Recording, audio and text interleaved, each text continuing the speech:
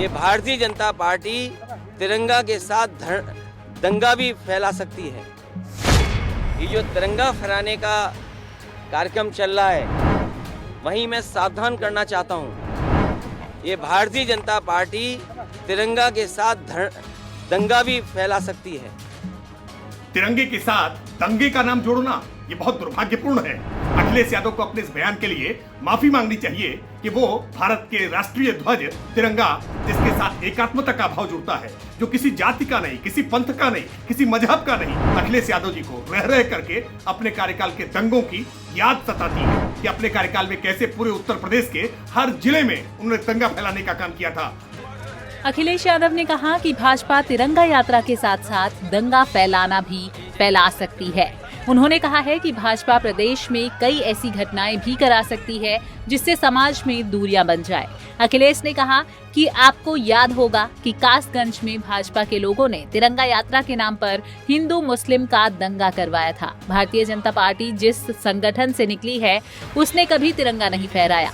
समाजवादी नेता जनेश्वर मिश्र की जयंती पर समाजवादी पार्टी के राष्ट्रीय अध्यक्ष अखिलेश यादव ने शुक्रवार को भारतीय जनता पार्टी पर बड़ा गंभीर आरोप लगाया।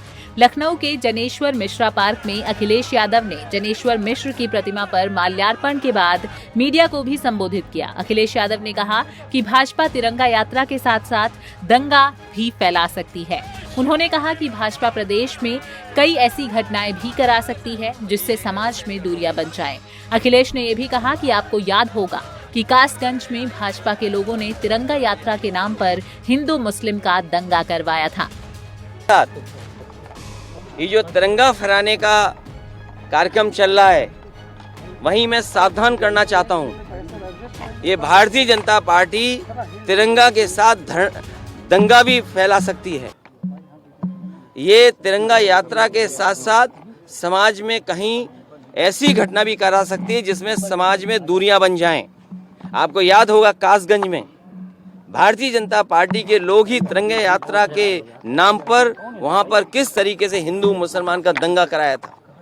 तो ये भारतीय जनता पार्टी के लोग तिरंगा यात्रा तो इसलिए निकाल रहे हैं क्योंकि उनकी जिससे वो पार्टी निकली है, उसने कभी तिरंगा नहीं लगाया।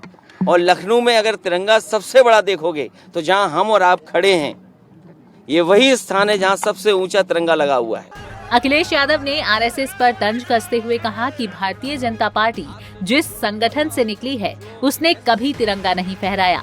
आप सबसे बड़ा तिरंगा देखोगे तो यह जनेश्वर मिश्र पार्क में लगा है। समाजवादियों ने जनेश्वर मिश्र पार्क के साथ कई जगह तिरंगा झंडा लगाया है। भारतीय जनता पार्टी के लोग तो केवल धोखा देने का काम करते हैं। पूरे देश को ये बात समझनी चाहिए कि आरएसएस की पॉलिटिकल विंग, पॉलिटिकल पार्टी कोई है तो वो भारतीय जनता पार्टी है। आरएसएस की political wing Bharatiya Janata party है और उन्होंने आज अगर झंडा नहीं लगाया है, अगर उनका इतिहास उठा करके देखेंगे, वर्षों वर्ष उन्होंने भारत का झंडा अपने स्थान पर नहीं लगाया है। अखिलेश यादव ने कहा कि पूरे देश को ये बात समझनी चाहिए कि भाजपा तो आरएसएस की पॉलिटिकल विंग है। आरएसएस का इतिहास देखेंगे तो बरसों बरस तक आरएसएस ने भारत का झंडा अपने स्थान पर नहीं लगाया। भाजपा हमेशा बांट के राज करती है। केशव मौर्य पर तंज कसते हुए उन्होंने कहा कि डिप्टी सीएम को आगे करके उनके पिछड़े होने का लाभ उठाया जा रहा है। भाजपा की सरकार में सबसे ज्यादा अगर धोखा हुआ है तो वो पिछड़े, दलित और मुसलमानों के साथ हुआ है। इस पर केशव मौर्य जी का कहना है कि जो आरएसएस है वो राष्ट्रीय पर्व पर झंडा लगाता है। उन्होंने तो आपके लिए कहा है कि एक महीना वो भी शाखा ज्वाइन करे तो उन्हें पता चलेगा वहाँ का। देखिए, बीजेपी के लोग हमेशा बांट करके राज करते हैं। वो जानते हैं कि डिप्टी सीएम को आगे करने का मतलब है कि वो पिछड़े हैं, उसका लाभ उठा रही है बीजेपी। और वो ये भूल जाते हैं कि सबसे ज्यादा अगर किसी के साथ धोखा हुआ है भारतीय जनता पार्टी की सरकार में तो पिछड़े, दलित और खासकर मुसलमान भाइयों के साथ। और आज के दिन जब हम जनेश्वर मिश्र जी को याद कर रहे हैं तो वही पुरानी समाजवादी लड़ाई जिसको नेताजी और तमाम समाजवादी लोग कहते रहे हैं कि देश में जाति जनगणना होनी चाहिए। हम समाजवादी लोग आज जब छोटे लोहिया को याद कर रहे हैं तो ये भी संकल्प लेते हैं कि आने वाले समय में जाति जनगणना का काम कैसे हो, उसको कैसे आगे बढ़ाया जाए और जब कभी भी सरकार बनेगी तो जाति जनगणना कराई जाएगी। अखिलेश यादव ने कहा कि पिछली भाजपा सरकार ने कुछ नहीं किया। $3 ट्रिलियन की इकोनॉमी तो अभी बनी ही नहीं है। महिलाएं भी सुरक्षित नहीं हैं। प्रदेश में साइबर फ्रॉड सबसे अधिक है। यहाँ पर कौन निवेश करेगा? उन्होंने कहा कि लखनऊ में जो लुलु मॉल खुला है ये भी तो समाजवादियों की ही देन है। भाजपा तो अब प्रचार एजेंसियों का सहारा ले रही है। अगर इन लोगों ने कुछ काम किया होता तो इनका काम दिखाई देता। देखिए, कस्टोडियल डेथ में यूपी नंबर 1 है।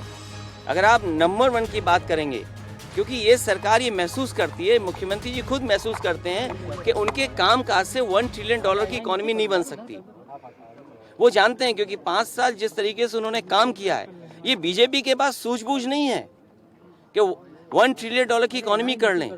5 साल जिसने ऐसे गुजार दिए हों, अब उन्होंने किसी एजेंसी का सहारा लिया है। तो एजेंसी के लोग ये बताएंगे कि जिस प्रदेश में सबसे ज्यादा कस्टोडियल डेथ हो रही हो उसमें इन्वेस्टमेंट कैसे आएगा। जिस प्रदेश में सबसे ज्यादा महिलाएं असुरक्षित हों, देश का आंकड़ा ये कहता है, और जिस प्रदेश में सबसे ज्यादा डिजिटल फ्रॉड होते हों, अगर डिजिटल फ्रॉड का कहीं आंकड़ा सबसे ज्यादा तो उत्तर प्रदेश में है। और इन्वेस्टमेंट के बहाने अगर आप हिंदू मुसलमान का झगड़ा कराओगे, आप सोचिए लुलु मॉल का जो इन्वेस्टमेंट है, क्या ये बीजेपी की सरकार का इन्वेस्टमेंट है? ये समाजवादियों की सरकार का इन्वेस्टमेंट है जो आज दिखाई दे रहा है। अखिलेश ने कहा कि जालौन में प्रधानमंत्री नरेंद्र मोदी ने जिस बुंदेलखंड एक्सप्रेसवे का उद्घाटन किया वो तो बारिश में पूरा बंद करना पड़ा। प्रधानमंत्री ने जिस 15,000 करोड़ रुपए के बुंदेलखंड एक्सप्रेसवे का उद्घाटन किया वो ढह गया। उन्होंने कहा कि भाजपा क्या बुंदेलखंड एक्सप्रेसवे में घटिया निर्माण की भी ईडी और सीबीआई जांच कराएगी?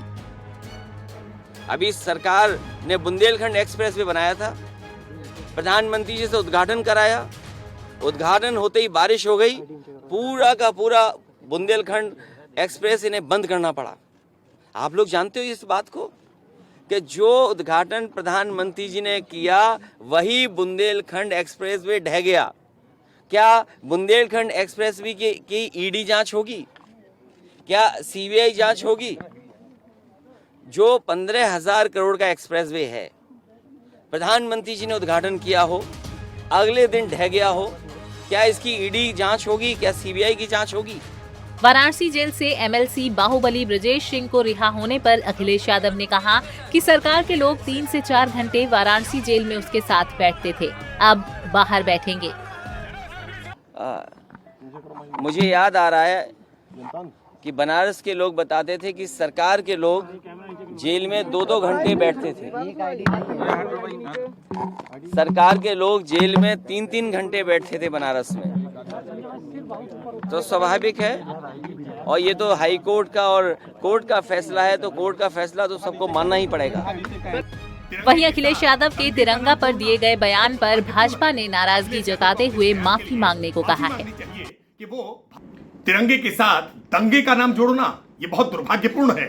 अखिलेश यादव को अपने इस बयान के लिए माफी मांगनी चाहिए कि वो भारत के राष्ट्रीय ध्वज तिरंगा, जिसके साथ एकात्मता का भाव जुड़ता है, जो किसी जाति का नहीं, किसी पंथ का नहीं, किसी मजहब का नहीं, किसी वर्ग का नहीं, बल्कि पूरे संपूर्ण भारतीयों के लिए स्वाभिमान का प्रतीक बनता है, उस तिरंगे के साथ वो दंगे जैसे शब्द का इस्तेमाल कर रहे हैं। अखिलेश यादव जी को रह रह करके अपने कार्यकाल के दंगों की याद सताती है कि अपने कार्यकाल में कैसे पूरे उत्तर प्रदेश के हर जिले में उन्होंने दंगा फैलाने का काम किया था, दंगाइयों को बचाने का काम किया था। लेकिन आज दंगा मुक्त उत्तर प्रदेश उनसे देखा नहीं जा रहा और इसीलिए दंगे की याद आ रही है। लेकिन तिरंगे के साथ दंगे को जोड़ना यह बहुत दुर्भाग्यपूर्ण है और अखिलेश जी को इसके लिए माफी मांगनी चाहिए।